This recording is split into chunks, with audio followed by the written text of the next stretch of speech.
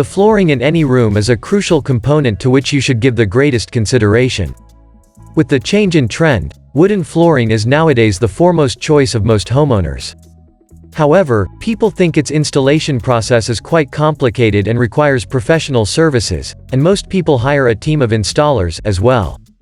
But in this video, we will show you how you can install wooden flooring in your home yourself easily and can upgrade your space.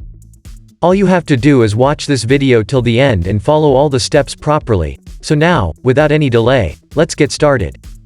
Preparation of subfloor and wooden boards.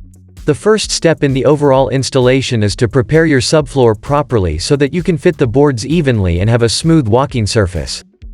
Clean the subfloor and fill any bumps or cracks, ensuring the surface is leveled, so that they can get adjusted to the room temperature in order to avoid any expansion, contraction, wrapping, or buckling.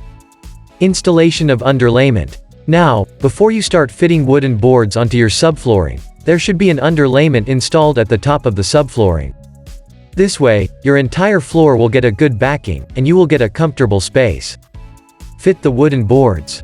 After that, you can start laying the wooden boards on that underlayment by cutting them into equal lengths.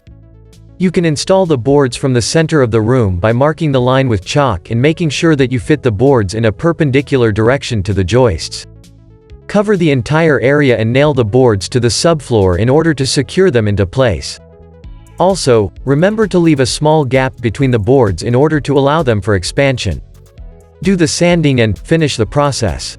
Now sand the entire flooring using a drum sander, starting with a coarse grit sandpaper and working your way to the sand grit. Now do the finishing of your choice, i.e., wax, oil, or varnish, so that your flooring can give out a deluxe appearance. This way, you will apply a protection layer over your flooring while giving it a glossy or matte look, which will make your space look more adorable.